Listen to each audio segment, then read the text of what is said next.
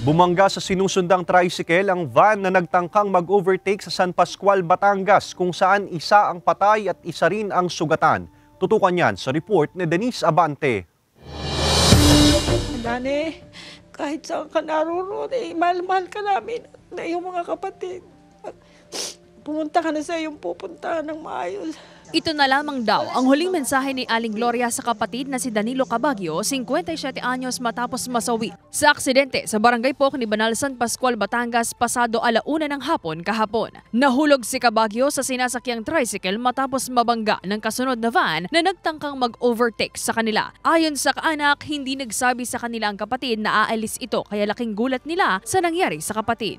Pupunta sa amin, sasabihin mo sa akin, ate, pahingi akong bigas at pang-ulam. Yun ang mamimiss ko. Lagi yan naroon sa amin. Pagdadating yan galing sa ibang lugar, pupunta yan doon sa bahay at hihingi siya ng pagkain. Sa investigasyon, binabagtas ng 2 sasakyan ang kahabaang ito ng Barangay Pook ni Banal, San Pascual, Batangas nang mangyari ang insidente. Ito po ay same direction pababa ng Padre Castillo.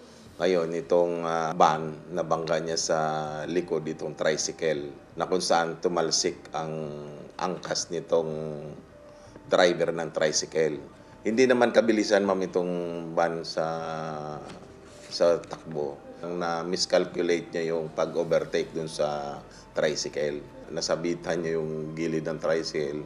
Yun ang naging dahilan. Naisugod pa sa ospital ang biktima ngunit namatay din daw kagabi. Ang driver ng tricycle nagtamo rin ng mga sugat sa iba't ibang bahagi ng katawan ngunit nakalabas na rin daw sa ospital. Habang ang driver ng van pansamantalang nakapiit sa temporary custodial facility ng San Pascual Police Station. Depensa niya sa nangyari. Overtake po talaga ako para malampasan.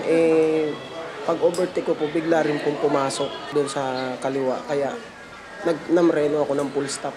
Humingi rin po ako ng pasensya sa hindi ko naman po kagustuhan ng nagawa ko.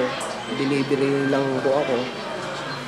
Kailangan ko rin po talaga maghanap buhay. Kumbinsido naman ang pamilya ng biktima na aksidente ang nangyari sa kaanak, ngunit itutuloy daw nila ang kaso laban sa driver ng van. Tingin ko ay madulas at naulan kahapon. So mga ganong panahon, mag-ingat tayo at lalo na kung hindi natin kabisado yung daan na dinadaanan natin. Sinisika pa ng GMA Regional TV Balitang Southern Tagalog na makipag-ugnayan pa sa driver ng tricycle para sa kanyang pahayag. Kasama si Kel Ravaca, Denise Abante, Balitang Southern Tagalog.